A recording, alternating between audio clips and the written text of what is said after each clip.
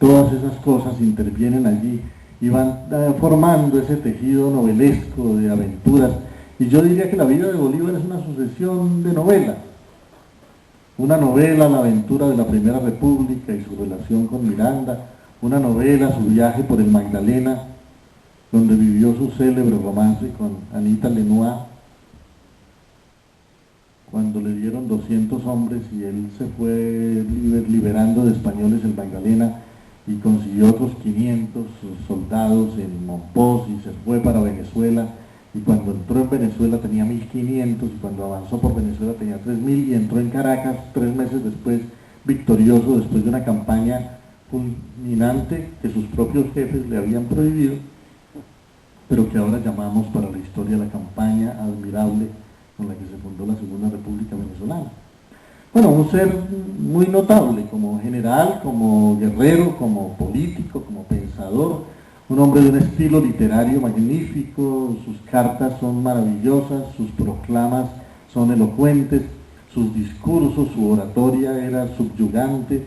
era un hombre de una personalidad magnética, un seductor de todo el que le escuchaba, despertaba unas lealtades decididas y totales, y también despertaba, por supuesto, grandes odios,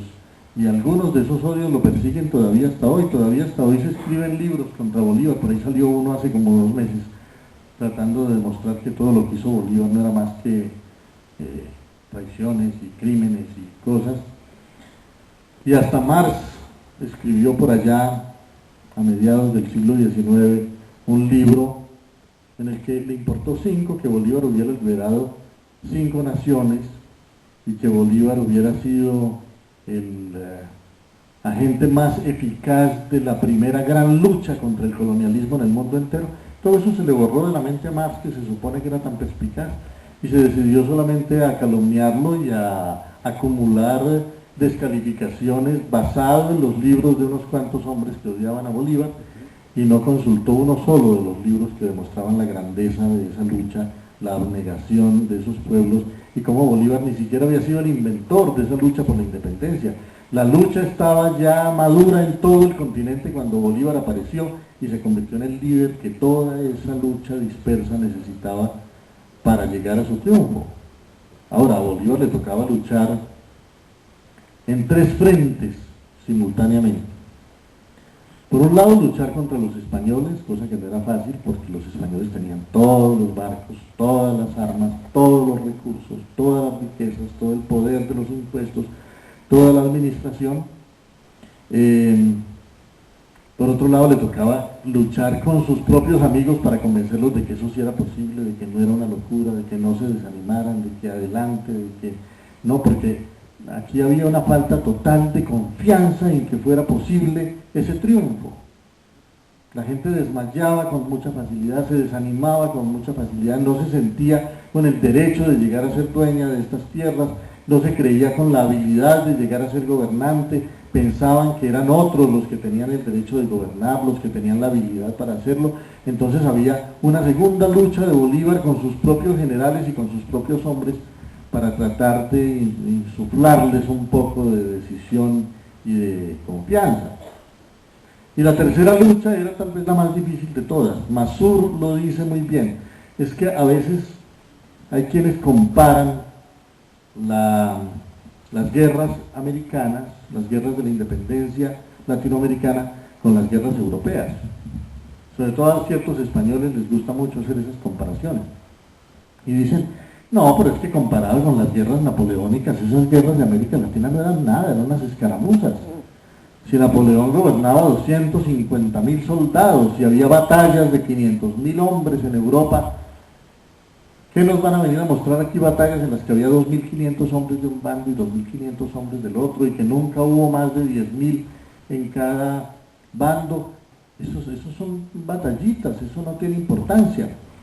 dicen pues los negadores de la importancia de estas gestas.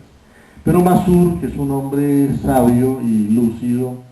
les ha explicado a estos adoradores del Apocalipsis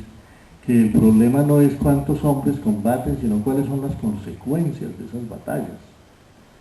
y Europa abunda en batallas de 250.000 hombres que no produjeron nada salvo mortandad. En cambio, las guerras de la independencia latinoamericana, cada una de esas batallas, a veces pequeñas, liberaba una nación, liberaba un territorio, le daba dignidad a millones de seres humanos. Las consecuencias de las batallas es lo que marca su importancia para la historia. A América no la descubrió un ejército, una bandada, una manada de transatlánticos. La descubrieron 3 barquitas insignificantes, pero el hecho fue descomunal y cambió la historia universal. Ese confundir los medios con las consecuencias es muy frecuente. Y lo que hacía verdaderamente difíciles las batallas y las guerras en América era la naturaleza americana. Porque también dice Masur, es que hacer la guerra en Europa es muy fácil, porque Europa es un campo de batalla y es más bien, esas batallas son como un campo de ajedrez. Las llanuras de Waterloo y las llanuras de Bélgica y las llanuras de Francia, como los llanos de Castilla, pues eso ahí uno ve los enemigos a kilómetros, y el arte de la guerra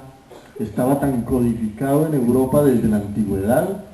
que Napoleón podía librar sus batallas siguiendo los planos de las batallas del siglo XV y del siglo XIV y siguiendo la guerra de las Galias de Julio César. Pero en América era totalmente distinto. Esto estaba lleno de selvas, de nieblas, como lo está todavía, de ríos llenos de caimanes, de una exuberancia, de una dificultad, de unos páramos, de unas ciénagas, de unos desiertos. Aquí sí era verdaderamente necesario también luchar con la naturaleza, y o uno era oponente de la naturaleza y víctima de ella, o uno tenía la inteligencia suficiente para utilizar esa naturaleza como un recurso para el triunfo en esas guerras. Entonces a estos guerreros de comienzos del siglo XIX les tocó también inventar una manera de triunfar en medio de un territorio tan arduo, donde las travesías eran tan penosas y que sí solo son comparables pues con el cruce de los Alpes de Aníbal o con algunas de esas batallas especialmente difíciles de la historia europea. Entonces, lo otro es que a diferencia de Napoleón, Bolívar no estudió en ninguna academia militar. Así como le tocó aprender en los libros y aprender en la naturaleza y aprender a nadar en los ríos y aprender a montar remontando las cordilleras, así le tocó aprender la guerra en la guerra, y tuvo muchos fracasos y muchas derrotas,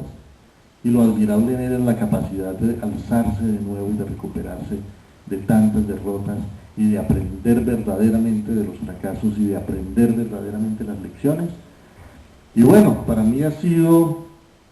toda una experiencia dedicar los 2 últimos años del tiempo que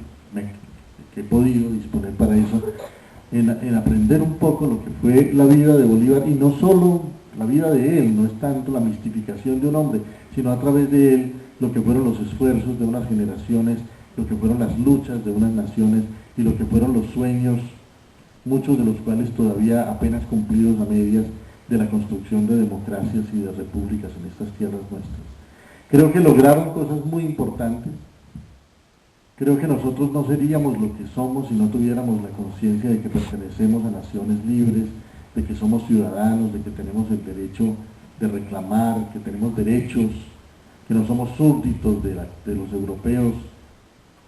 Si nos tratan como nos tratan en Europa, viniendo de naciones independientes y libres, ¿cuál sería nuestro destino si fuéramos todavía hoy gentes venidas de las colonias, gentes de segunda categoría? Yo creo que fue mucho lo que lograron esas guerras de independencia, pero cometeríamos un error si pensáramos que todo lo que había por resolver en nuestras tierras se resolvió allí. Ellos no dieron más que el primer paso, un paso muy importante, un paso decisivo, porque nos configuró como ciudadanos, nos configuró como protagonistas de la historia, nos dio la oportunidad de creer en nosotros mismos y de proponernos grandes tareas. Pero esas tareas todavía, muchas de ellas están vigentes, todavía son desafíos para nosotros, y es muy importante en este bicentenario preguntarnos cuánto hemos avanzado por el camino de cumplir con esos sueños de modernidad y cuántas tareas nuevas o cuántas tareas inconclusas están todavía pendientes. Y yo creo que ahora hay muchos desafíos y muy grandes. Y yo me imaginé al final de mi libro que Bolívar, ¿qué pasaría si Bolívar estuviera en una calle cualquiera de estas ciudades modernas? ¿Y cuál sería la actitud que asumiría frente a todos los desafíos de nuestro presente, que yo creo que son por lo menos tan grandes, si no más, como los desafíos que ellos tuvieron que enfrentar a comienzos del siglo XIX? Fueron esas pues las reflexiones que me motivaron a escribir este libro y a compartir, como les digo, no una idea acabada de lo que fue Bolívar y ni siquiera un saber de lo que fue Bolívar, sino unas preguntas y unos asombros que me despertó el interrogar algunos libros sobre él. Y ojalá, es lo que más deseo, que este libro pueda ayudar para estimular la curiosidad y el deseo de saber más, no solo sobre Bolívar, sino sobre esa época y sobre las asombrosas cosas que en esa época se conquistaron. Muchas gracias.